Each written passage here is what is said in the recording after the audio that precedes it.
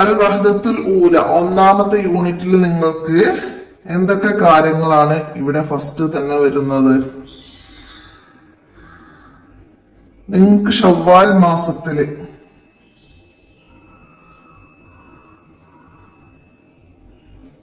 പതിനെട്ട് ഖുർആനിന്റെ ക്ലാസ്സുകളാണ് ഉണ്ടാവുക, പീരീഡ്സുകളാണ് ഉണ്ടാവുക. അത് മദ്രസയില് ടൈം ടേബിൾ ഒക്കെ തരുന്നതില് 18 ക്ലാസ്സുകൾ ലഭിക്കും എന്നാണ് നമ്മളിവിടെ മനസ്സിലാക്കേണ്ടത്. അപ്പൊ അതില് നിങ്ങൾക്ക്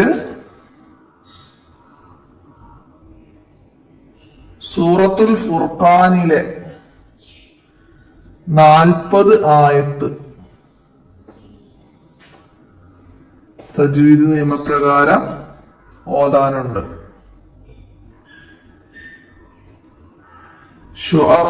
ഷുഅറാ സൂറത്തും അതിന്റെ കൂടെ തജ്വീദ് നിയമപ്രകാരം നിങ്ങൾക്ക് ഓതാനുണ്ട്. അപ്പൊ ആ 2 സൂറത്താണ് നിങ്ങൾക്ക് ശവ്വാൽ മാസത്തില് നോക്കി ഓതി പഠിപ്പിക്കുന്നത്. അപ്പൊ അത് മനസ്സിലാക്കാം. പിന്നെ ഹിഫ്ലാക്കേണ്ട ഭാഗം വരുന്നുണ്ട്. നമ്മള് 2ാം ക്ലാസ്സിലും 3ാം ക്ലാസ്സിലൊക്കെ പഠിച്ച ഹിഫ്ലിന്റെ ഭാഗങ്ങളൊക്കെ ഒന്നും കൂടെ റിപ്പീറ്റ് ചെയ്ത് അതൊക്കെ ഒന്ന് ഓർത്തെടുത്ത് മനഃപ്പാഠമാക്കുക. അതാണ് നമുക്കിവിടെ ഫസ്റ്റ് ഓരോ പാഠത്തിൽ നിന്നും നമുക്ക് ആ മാസം എടുക്കേണ്ട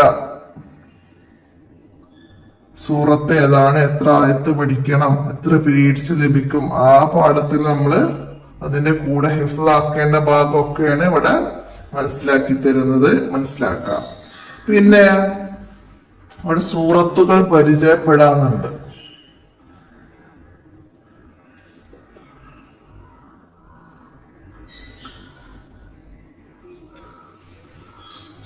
അപ്പൊ നമുക്ക് നോക്കി ഓതാനുള്ള 2 സൂറത്തുകൾ പറഞ്ഞിരുന്നു. സൂറത്തുൽ ഫുർഖാനും സൂറത്തു ഷുഅറാവും. അത് 2നെയും കുറിച്ച് ഇവിടെ മനസ്സിലാക്കി തരികയാണ്. മക്കിയ സൂറത്താണ്. അത് 77 ആയത്തുണ്ട്. മക്കിയ സൂറത്ത് 77 ആയത്തുണ്ട്.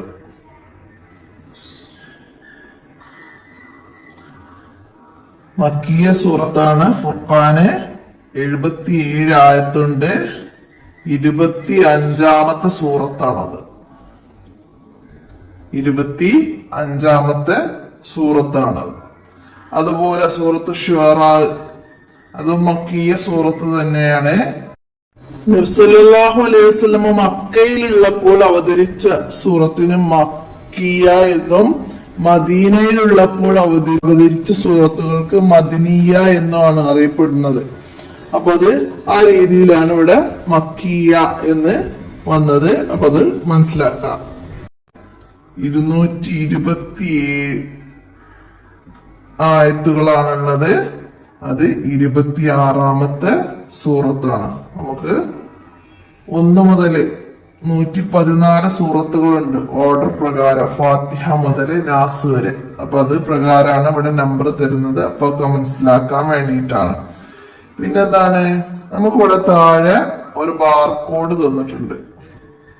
ആ ബാർകോഡ് സ്കാൻ ചെയ്താല് നമ്മളെ ഫോണില് ഗൂഗിളില് ബാർകോഡ് സ്കാൻ ചെയ്യുന്നൊരു ഇതുണ്ട്. വിദ്യാർത്ഥികൾക്കൊക്കെ വീട്ടിലുള്ള വലിയ വിദ്യാർത്ഥികൾക്കൊക്കെ അറിയാൻ മതിയാവും. അപ്പൊ നമുക്ക് ഒന്നാമത്തെ ഈ ഭാഗത്ത് എന്താണ് വരുന്നത്? അഹ്കാമു മീമി സാക്കിന. സാക്കിനായ മീമിന്റെ വിധികളാണ്. സാക്കിനായ മീം. എന്താണ് ഈ സാക്കിനായ മീം എന്ന് നിങ്ങൾക്കറിയോ? സാക്കിനായ മീം എന്ന് പറഞ്ഞാല് ഹർക്കത്തുകളൊന്നും ഇല്ലാതെ ഇങ്ങനെ വരുന്ന മീമിനാണ് സാക്കിനായ മീം എന്ന് പറയാം. മനസ്സിലായില്ല? അപ്പൊ നമുക്ക് ഇതിന് സാക്കിനായ ബാ എന്ന് പറയാം. ഇതിന് ഹർക്കത്തൊന്നുമില്ല, ബാഇന്റെ പുള്ളി മാത്രമേ ഉള്ളൂ. ഇപ്പൊ സാക്കിനായ മീം, സാക്കിനായ ബാ അങ്ങനെ നമുക്ക് പറയാം. ഇപ്പൊ നമുക്ക് സാക്കിനായ മീമിനെ കുറിച്ചിട്ടാണ് നമ്മൾ പഠിക്കുന്നത്. സാക്കിനായ മീമ്. അപ്പൊ നമുക്ക് സാക്കിനായ മീം എന്ന് പറഞ്ഞാൽ ഒന്നുമില്ലെങ്കിൽ കൂടിയിട്ട് സുക്കൂനുള്ള മീമ് തന്നെയാണ് സാക്കിനായ മീമ്. സാക്കിനായ മീമ് എന്ന് പറഞ്ഞാൽ നമ്മളിവിടെ സുക്കൂൻ ഉള്ളതായിട്ട് നമ്മൾ മനസ്സിലാക്കുകയും വേണം. അപ്പോ സാക്കിനായ മീമ് സുക്കൂനുള്ള മീമ് രണ്ടും ഒന്നാണ്. അപ്പൊ അത് മനസ്സിലാക്കണം. സാക്കിനായ മീമ് എന്ന് ഇവിടെ നമുക്ക് ഹെഡിങ് തന്നിട്ടുണ്ടെങ്കിൽ കൂടിയിട്ട് പിന്നെ നിങ്ങൾക്ക് അവിടെ പറയുന്നതൊക്കെ സുക്കൂനുള്ള മീമിന് ശേഷം എന്നൊക്കെയാണ്. അപ്പൊ ഇവിടെ സുക്കൂനുള്ള മീമാണ്. പക്ഷെ ഹും എന്ന് ഇവിടെ എഴുതിയപ്പോ മീമില്ല, മീമിന് സുക്കൂനില്ല. അപ്പൊ രണ്ടും സെയിം ഒരുപോലെയാണെന്നുള്ളത് നിങ്ങൾ മനസ്സിലാക്കണം. സുക്കൂനുള്ള മീമും സുക്കൂനില്ലാത്ത മീമും ഒരുപോലെ തന്നെയാണ് എന്ന് നിങ്ങൾ മനസ്സിലാക്കുക. അപ്പൊ നമുക്ക് ഹും എന്ന് സുക്കൂന് എഴുതി തരുന്ന സ്ഥലത്ത് ഇട്ട ഇതുപോലെ മീമിന് സുക്കൂൻ ഉണ്ടെങ്കിൽ അവിടെ നമുക്ക് എന്ത് ചെയ്യാന്ന് മനസ്സിലാക്കിയാൽ മതി. അത് വ്യക്തമാക്കി പറയാനാണ് എന്ന് മനസ്സിലാക്കിയാൽ മതി. അതവിടെ ഹും എന്ന് വ്യക്തമാക്കണം. എന്നാലേ സുക്കൂനില്ലാത്ത മീമായിട്ടാണ് നമുക്ക് കാണിച്ചു തന്നത് എങ്കിൽ അത് അടുത്ത അക്ഷരത്തിലേക്ക് എന്താ ചെയ്യാനുള്ളതാണ്, അടുത്ത അക്ഷരത്തിലേക്ക് ചേർത്ത് ലയിപ്പിച്ച് ഉച്ചരിക്കാനുള്ളതാണ്. മനസ്സിലായില്ല? അതാണ്. അപ്പൊ അത് മനസ്സിലാക്കണം. അടുത്ത രണ്ടിനെയും കൂടി ലയിപ്പിക്കണം. അടുത്ത അക്ഷരത്തിലേക്ക് ഇതിനെ ലയിപ്പിക്കണം. എന്നിട്ട് ഉന്നത്ത് നൽകിയിട്ടൊക്കെ ഉച്ചരിക്കാനൊക്കെ ഉള്ളതാണ്. അപ്പൊ അതൊക്കെ നമുക്ക് മനസ്സിലാക്കാം. ആദ്യം നമുക്ക് ഒന്നുകൂടെ ഇതൊന്ന് നോക്കാം.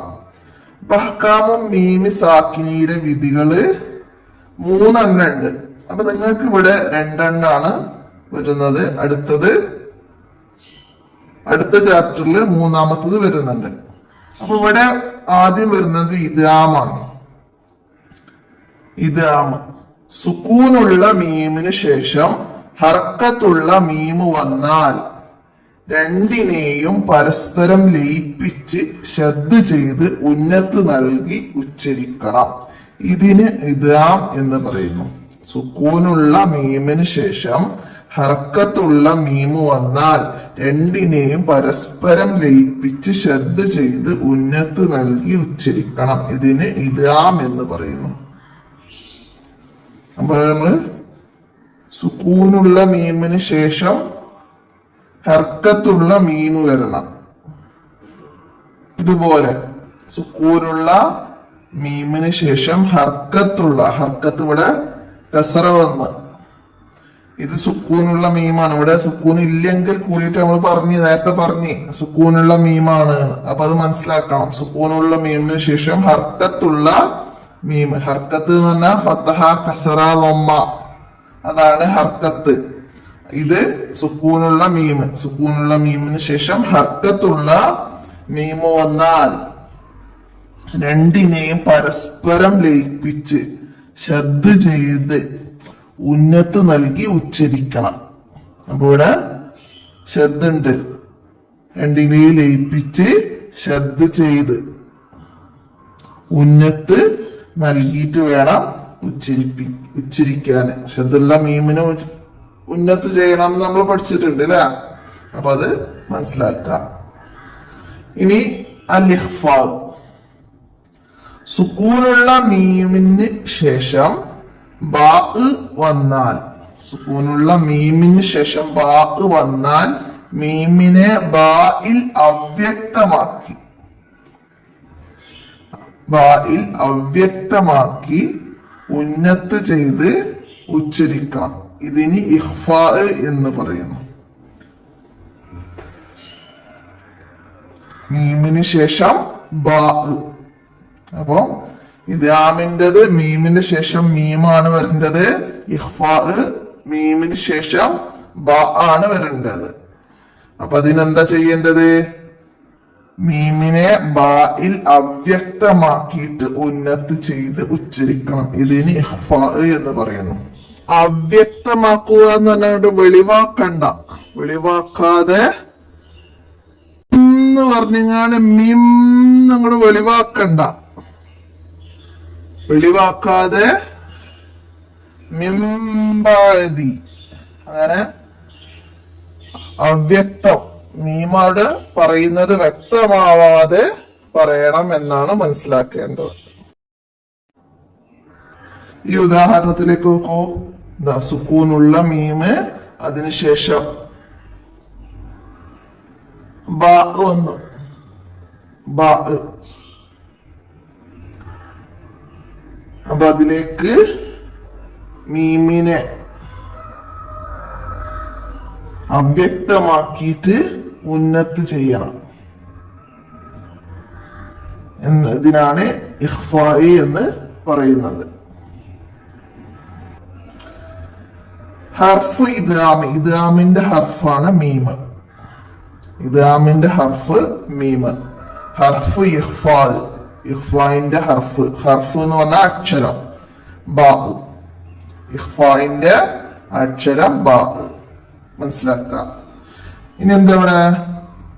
അം പ്ലസ് മൻ. അം എന്നത് ഒരു വേർഡ്സും മൻ എന്നത് ഒരു വേർഡ്സും. അപ്പൊ രണ്ടും കൂടി പ്ലസ് ചെയ്ത് നമുക്ക് അമ്മൻ, അമ്മൻ എന്ന് വന്നു.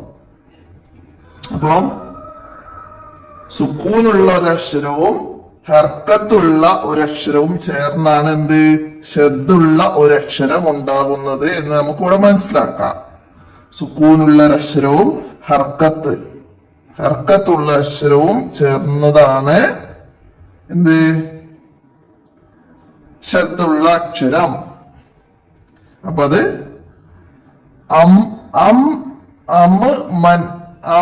മൻ എന്നതാണ് അമ്മൻ ആയത്. മനസ്സിലാക്കുക. ഇനി അടുത്തതാ ഹും പ്ലസ് ബിഹി എന്ന ഇഖ്ഫാഇന്റെ സുക്കൂനുള്ള മീമിന് ശേഷം ബാ വരുന്നു. ഹും പ്ലസ് ബിഹി. അപ്പൊ എന്താണ്? ഹും ബിഹി, ഹും ബിഹി. മീമിനെ ബായിലേക്ക് അവ്യക്തമാക്കി ഉന്നത്ത് ചെയ്തു. ഹും ബിഹി. ഇതാണ് ഇഖ്ഫാ. മനസ്സിലാക്കാം. ഇനി എന്താണ് അടുത്ത വർക്ക് വരുന്നത്? ഇദ്ഗാമ് ഇഖ്ഫാ വരുന്ന രണ്ട് പദങ്ങൾ വീതം പാഠഭാഗത്ത് നിന്ന് കണ്ടുപിടിക്കാം, എഴുതി പരിശീലിക്കാം. അതായത് ഇഖ്ഫാഇന് നമ്മൾ എന്താ പറഞ്ഞത്? സുക്കൂനുള്ള മീമിന് ശേഷം ബാ വരണം. സുക്കൂനുള്ള മീമിന് ശേഷം ബാ വരുന്ന രണ്ട് ഉദാഹരണം നമ്മള് സൂറത്തുൽ ഫുർഖാനും സൂറത്തു ശുഅറാവുമാണ് നമ്മുടെ പാഠഭാഗം.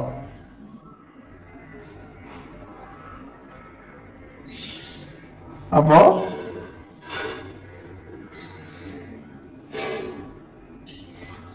ആ പാഠഭാഗത്തിൽ നിന്ന് നമുക്ക് ഇവിടെ തന്നതല്ലാത്ത സുക്കൂനുള്ള മീമിന് ശേഷം ബാ വന്നതും സുക്കൂനുള്ള മീമിന് ശേഷം മീമു വന്നതുമായിട്ടുള്ള രണ്ട് ഉദാഹരണങ്ങൾ കണ്ടെത്തിയിട്ട് ഇവിടേക്ക് എഴുതാനാണ്. അപ്പൊ നമുക്ക് സൂറത്ത് എടുത്തിട്ട് അതിൽ നോക്കണം. അപ്പൊ ഞാന് ഖുർആൻ ഫോണിലാണ് എടുത്തിട്ടുള്ളത്. അപ്പൊ നിങ്ങൾ ചെയ്യേണ്ടത് ഖുർആൻ എടുക്കണം. നിങ്ങൾക്ക് എടുത്ത പാഠഭാഗത്തില് ഫസ്റ്റ് മുതൽ ഓരോ ലൈനിലും സുക്കൂനുള്ള മീമ് വരുന്നത് നോക്കി വരിക. അതിന്റെ ശേഷം വരുന്ന അക്ഷരം നമ്മൾ പഠിച്ച മീമും ബാവും ആണോ എന്ന് നോക്കി വരിക. അപ്പൊ ഞാന് മുകളിൽ നിന്ന് നോക്കി വന്നപ്പോ നമുക്ക് ഇവിടെ 12ാമത്തെ ആയത്തെത്തിയപ്പോൾ ഇവിടെ റഅയ്തുഹും മിൻ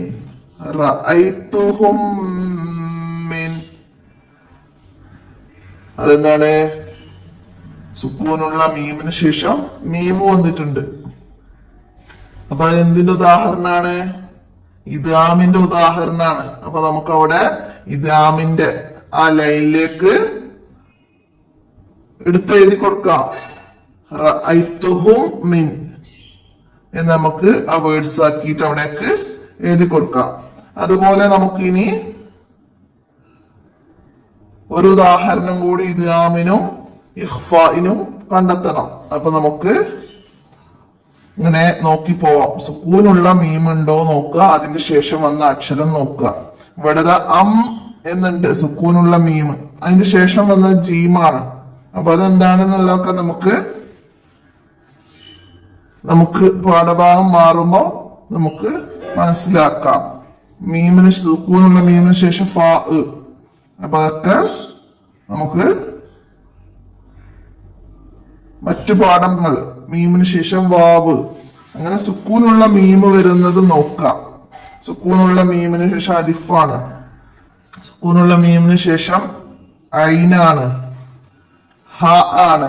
അപ്പൊ അങ്ങനെ നിങ്ങൾ നോക്കി പോകണം. അത് ഖുറാനില് നിങ്ങൾ എന്തായാലും നോക്കണം. ഞാനിവിടെ പറഞ്ഞ് കാണിച്ചു തന്നത് പകർത്തി എഴുതരുത്. നമുക്ക് 19-ാമത്തെ ആയത്തില് കദ്ദബൂക്കും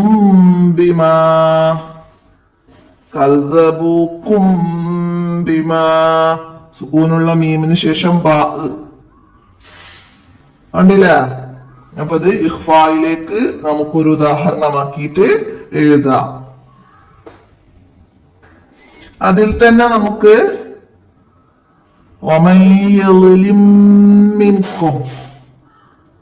സുക്കൂനുള്ള മീമിന് ശേഷം മീമ് വന്നിട്ടുണ്ട്. ഇദ്ഗാമിന്റെ ഉദാഹരണം മിൻകും. പക്ഷെ അത് നമുക്ക് പാഠത്തില് താഴെ വർക്ക് വന്നിട്ടുണ്ട്. അതുകൊണ്ട് നമുക്ക് ഇവിടെ അത് എഴുതണ്ട, നമുക്ക് വേറെ തന്നെ ഇനിയും കിട്ടും. അപ്പൊ നമുക്കത് വേറെ പോയി എഴുതാം. ഇവിടെ 52-ാമത്തെ ആയത്ത് എന്താണ്? വജാഹിദുഹും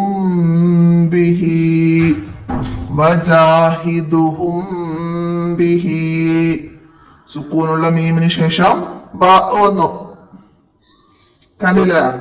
ഇഖ്ഫായിന്റെ 2-ാമത്തെ ഉദാഹരണമായി നമ്മൾ കണ്ടെത്തിയത്. അപ്പൊ അത് എഴുതാം. ഇനി ഇദ്ഗാമിന് ഒന്നുകൂടി നമുക്ക് കണ്ടെത്തണം. നമ്മള് ശുഅറാ സൂറത്തിലേക്ക് എത്തി നോക്കിയിട്ട്. ശുഅറാ സൂറത്തില് ഇവിടെ അലൈഹിം മിനസ്സമായി എന്ന് വന്നിട്ടുണ്ട്. സുക്കൂനുള്ള മീമിന് ശേഷം മീമ്. അപ്പൊ അത് നിങ്ങൾക്ക് ഇവിടെ താഴെ ബോക്സിൽ തന്നിട്ടുണ്ട്. അപ്പൊ നമുക്ക് ഇനിയും മുന്നോട്ട് പോയി നോക്കാം. ഇവിടെ സുക്കൂനുള്ള മീമിന് ശേഷം ലാമ് വന്നിട്ടുണ്ട്.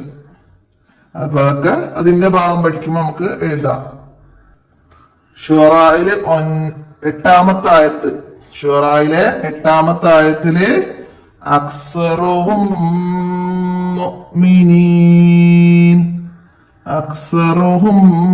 മുഅ്മിനീൻ സുക്കൂനുള്ള മീമിന് ശേഷം മീമ് വന്നു. അപ്പൊ ഇത് ഉദാഹരണ പാഠഭാഗത്തിൽ കാണുന്നില്ല.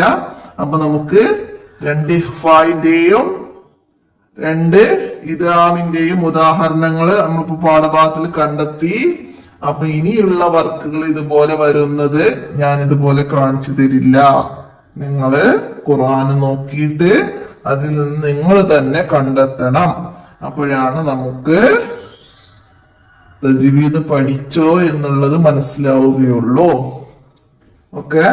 ഇനി അങ്ങനെ കണ്ടെത്താൻ കഴിയാത്തവര്, ഞാൻ കണ്ടെത്തിയിട്ടില്ല, കുറെ ശ്രമിച്ചു എന്നൊക്കെ പറഞ്ഞ് കണ്ടെത്താൻ കഴിയാത്തവര് എന്റെ മൊബൈൽ നമ്പറിൽ ഒന്ന് മെസ്സേജ് ചെയ്താൽ മതി. അപ്പൊ ഞാൻ അവർക്ക് എങ്ങനെയാണ് കാണേണ്ടത് എന്നൊക്കെ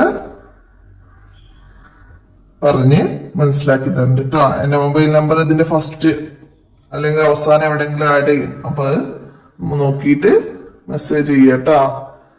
അപ്പൊ നമ്മൾ കണ്ടെത്തിയ ഉദാഹരണങ്ങളൊക്കെ ഇവിടേക്ക് തെറ്റുകൂടാതെ എഴുതുക. എന്നിട്ടത് പരിശീലിക്കുകയും വേണം. മനസ്സിലാക്കാം. ഇനി ആ പദങ്ങൾ എഴുതി പരിശീലിക്കാം. ഇവിടെ നമുക്ക് താഴെ തന്ന ഉദാഹരണങ്ങൾ നോക്കൂ. വമയ്യളിലിം മിൻകും വമയ്യളിലിം മിൻകും. അപ്പൊ അത് ഇവിടേക്ക് അതുപോലെ ലൈന് 4 ലൈന് തന്നിട്ടുണ്ട്. അതിലൊക്കെ എങ്ങനെയാണ് അക്ഷരങ്ങൾ എഴുതേണ്ടത് എന്നൊക്കെ മനസ്സിലാക്കി എഴുതി പരിശീലിക്കുക. അതുപോലെ ഇവിടെ അലൈഹിം മിനസ്സമാ, മീമിന് ശേഷം മീമ്, ഇവിടെ മീമിന് ശേഷം മീമും ഇദ്ഗാമിന്റെ ഉദാഹരണങ്ങളാണ്. മനസ്സിലാക്കുക. അടുത്തത് ഇൻ കുൻതും മൂഖിനീൻ, മീമിന് ശേഷം മീമ് തന്നെ വന്നു. ഇൻ കുൻതും മൂഖിനീൻ, മീമിന് ശേഷം മീമ് തന്നെ മനസ്സിലാക്കുക. ഇനിയാ ഫഖദ് കദ്ദബൂകും ബിമാ, ഫഖദ് കദ്ദബൂകും ബിമാ, മീമിന് ശേഷം ബാ ഇഖ്ഫാ, മീമിന് ശേഷം ബാ ഇഖ്ഫാ. മിൻ അർളികും ബിസ്ഹരി, മിൻ അർളികും ബിസ്ഹരി. അപ്പൊ അതൊക്കെ പാരായണം ചെയ്ത് നോക്കുക എങ്ങനെയാണ് ഇത് ഇഖ്ഫാഒക്കെ വരുന്നത് എന്നൊക്കെ മനസ്സിലാക്കിയിട്ട് ഇതിലേക്ക് എഴുതി ഇത് കംപ്ലീറ്റ് ചെയ്യാം. ഇനി എന്താണ്, ഖുർആനിൽ നിന്ന് കണ്ടെത്തണം. നമ്മള് ഇപ്പൊ നോക്കിയതുപോലെ ഫുർഖാനും ഷുറാം സൂറത്തിൽ നിന്ന് ഇന്നാ മഅക്കും മുസ്തമിഊൻ എന്ന ഈ ഖുർആനിലെ വേർഡ്സ്, ആയത്തിൽ വരുന്ന ഈ ഭാഗം, അതുപോലെ ഇതാ അക്സറുഹും മുഅ്മിനീൻ, ഈ ആയത്തുകളൊക്കെ എവിടെയാണെന്ന് നിങ്ങൾ കണ്ടെത്തിയിട്ട് ആയത്തിന്റെ നമ്പർ എഴുതണം. മനസ്സിലായല്ലേ?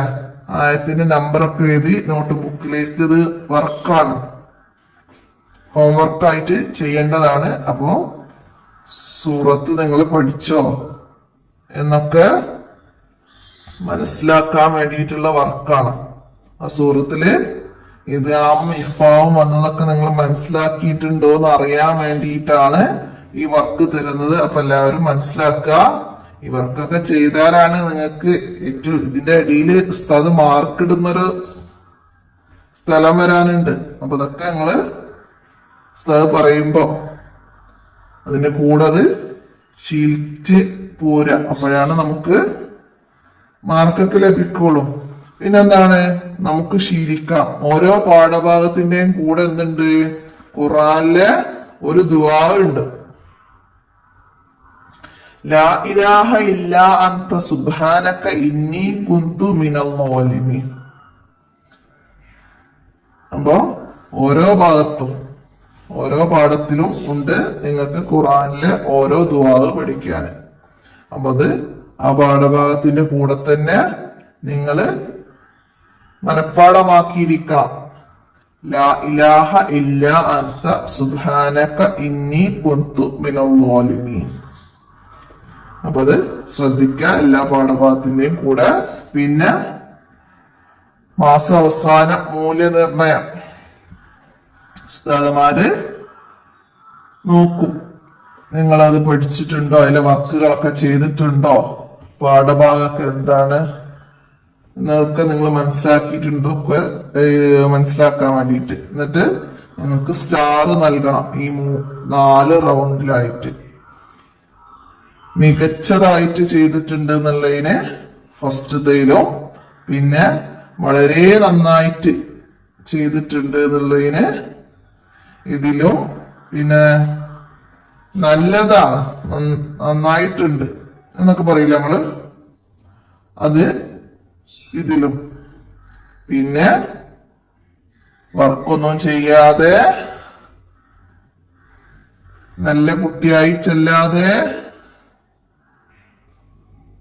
ഖുർആൻ ഓതാനൊന്നും കിട്ടിയിട്ടില്ലെങ്കിൽ ഉസ്താദ് ക്ലാസ്സിലൊക്കെ ഖുർആൻ ഓദിക്കും, അതൊക്കെ ഇതില് ഉൾപ്പെടുത്തും. അല്ലാതെ വർക്ക് ബുക്ക് മാത്രല്ല. നിങ്ങള് ഈ നിയമം പാലിച്ചിട്ടാണോ ഖുർആൻ ഓതുന്നത് എന്നൊക്കെ നോക്കും. അപ്പൊ അതൊക്കെ നോക്കി ഒന്നും ക്ലിയർ അല്ലെങ്കിൽ ഇതിലുമാണ് നിങ്ങൾക്ക് സ്റ്റാർ തരിക. ഇതിലും ആയിരിക്കും വരിക നിങ്ങൾ ചെയ്തതൊന്നും ക്ലിയർ അല്ലെങ്കിൽ. അപ്പൊ അതൊക്കെ മനസ്സിലാക്കി എല്ലാവരും ഓരോ പാഠത്തിന്റെയും കൂടെ അതത് വർക്കുകളൊക്കെ മനസ്സിലാക്കി ചെയ്തു പോവുക.